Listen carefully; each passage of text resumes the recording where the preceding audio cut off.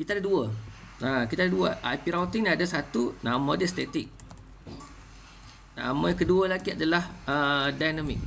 Ada dua actually. Ada dua type. So static lah. Apa yang kita faham static? Macam mana static tu?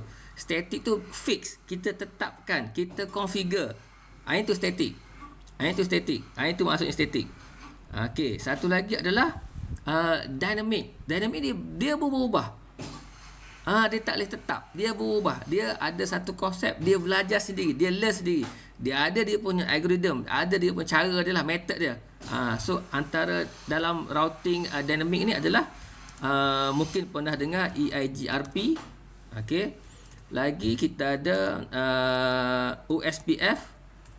Lagi kita ada BGP. Lagi kita ada RIP. Apa lagi? Ini saya tahu kot. Ada lagi saya tak pasti, tak ingat dah. Ni actually yang dynamic lah. Maksudnya siapa yang guna IP ni, method ni, IP routing ni, dia ada satu mekanisme untuk dia converse ataupun dia dapat update sendiri dia punya IP routing table. So bila kita cakap ni IP routing, dia ada satu benda term yang betul-betul close dengan dia adalah IP routing table. IP routing table. Kalau switch, apa yang dekat dengan dia? Siapa-siapa yang boleh jawab kalau switch? Kalau switch apa paling dekat dengan switch yang biasa diorang bercakap lah? Kalau router, okay, IP routing table. Kalau switch apa? Kita tunggu jawab. Sementara tu kita tengok lagi yang Mike tanya kita lagi.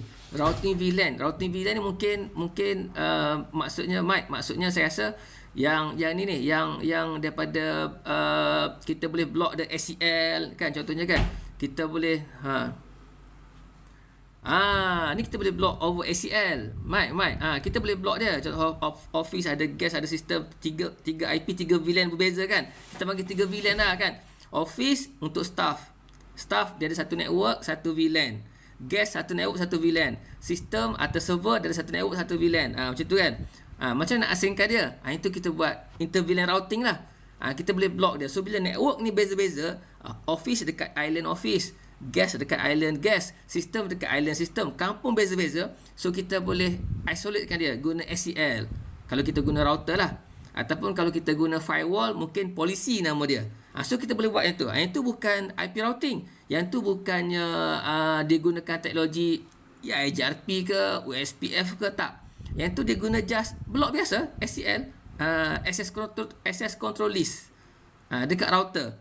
Dia akan buat dekat router. Kalau dekat firewall, dia buat dekat firewall. Nama dia polisi. Dia itu bukan yang tu bukan yang kita cakap ni. Yang tu bukan topik.